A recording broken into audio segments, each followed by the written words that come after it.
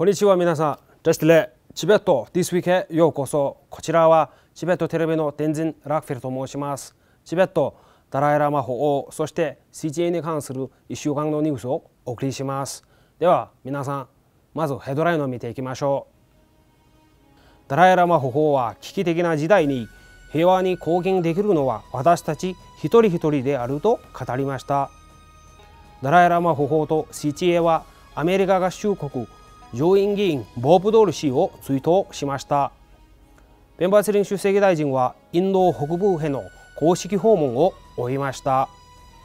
ノルジンドマ大臣はインドの若手チベット研究者の会議を発足させました。チベット亡命議会のケンボ・ソナム・テンペル議長は日本の岸田文雄新首相への祝意を表明しました。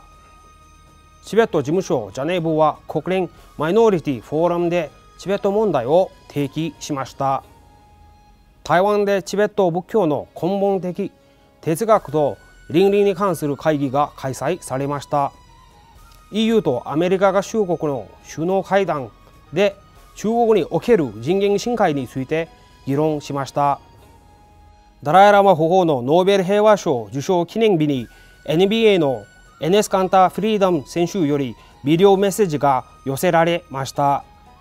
日本チベット事務所代表のアリア・ツァワンギャルボ博士は世界人権デーのイベントで講演を行いました。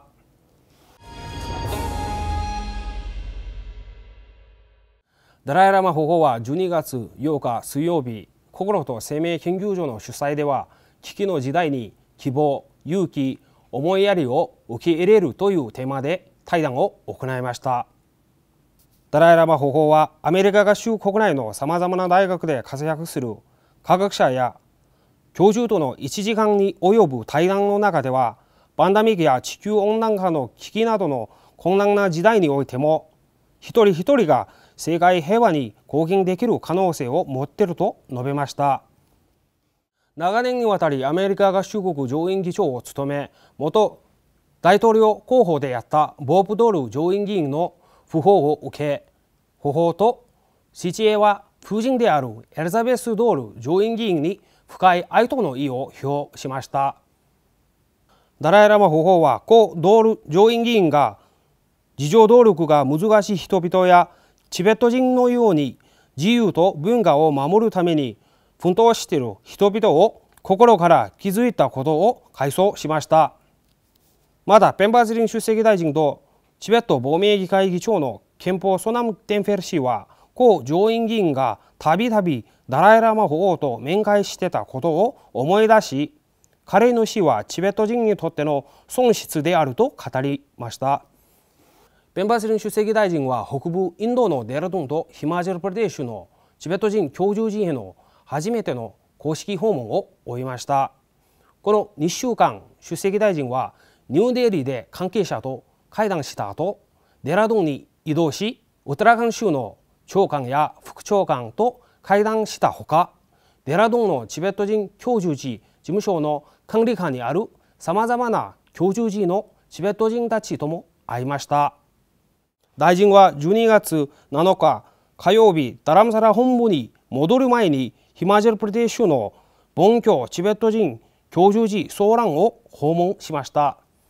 12月6日月曜日、情報国際省のノルジンドマ大臣はインドの若手チベット研究者の会議を発足させました。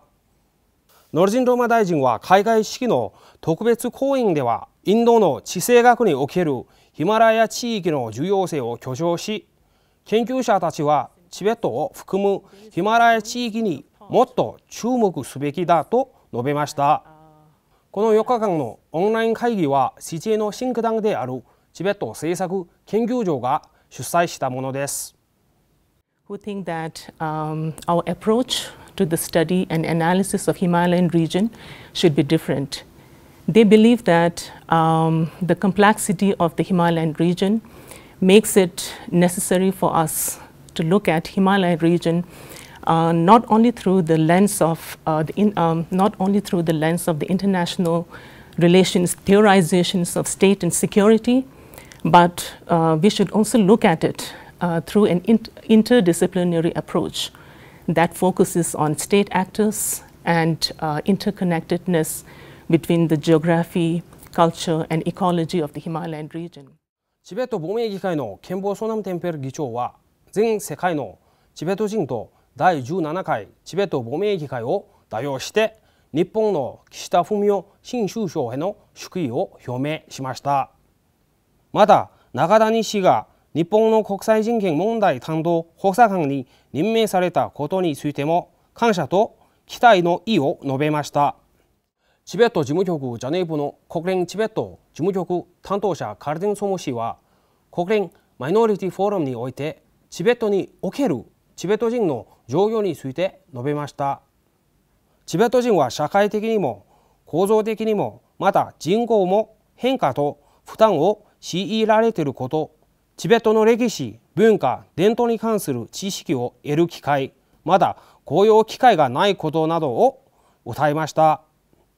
またこのような状況のために155人以上のチベット人の焼身自殺などの抗議活動や紛争が繰り返されていることにも言及しました。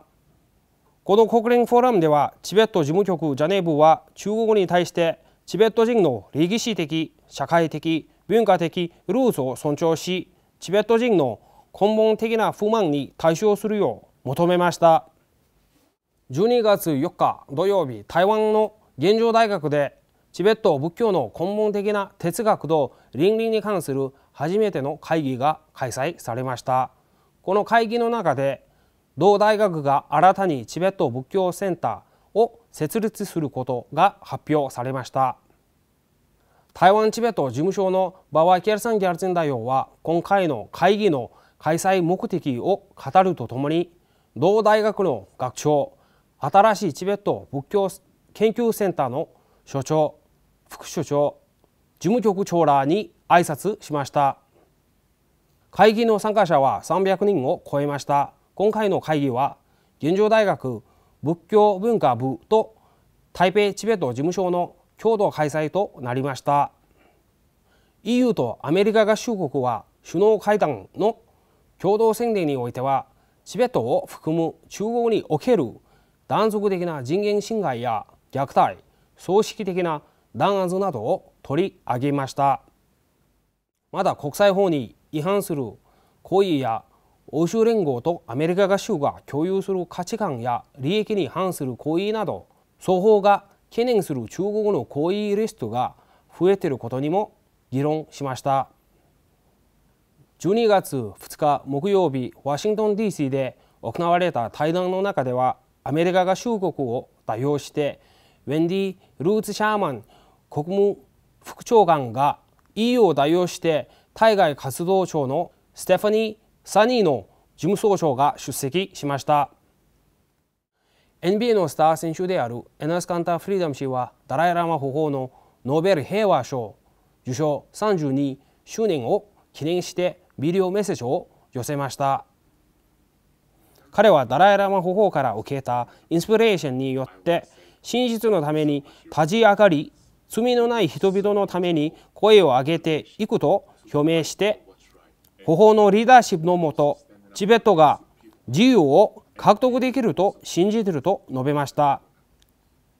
またチベット人だけではなく、すべての人間のための保護の依存に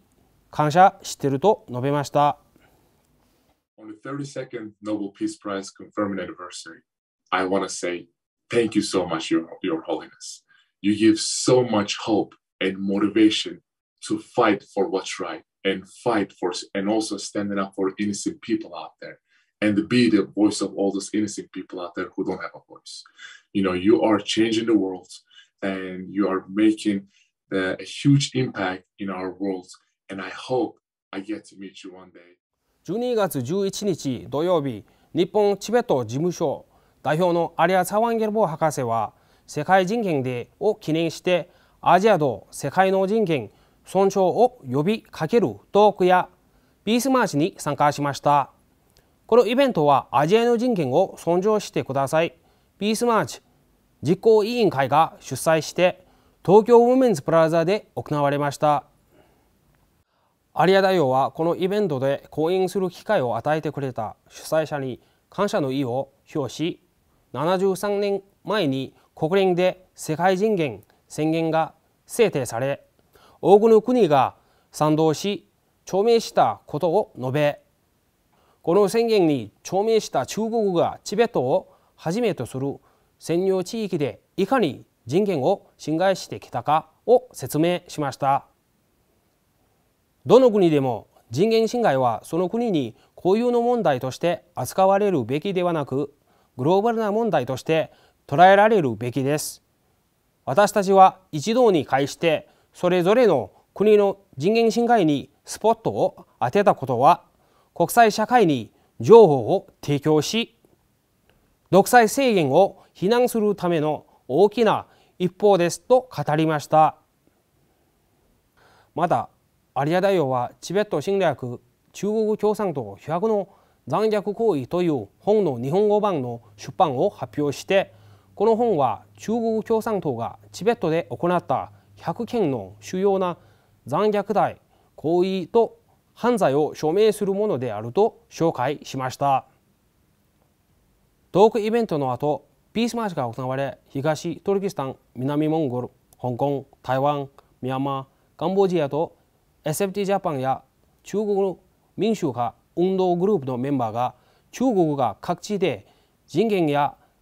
宗教の自由を著しく侵害していることや非難し、スローガンを上げて東京の街を歩きました。また多くの人々が中国がアジアやその他の地域で各地の独裁政権を支援し扇動していることを非難しました。今週のニュースはこれで以上です。ご視聴いただきどうもありがとうございました。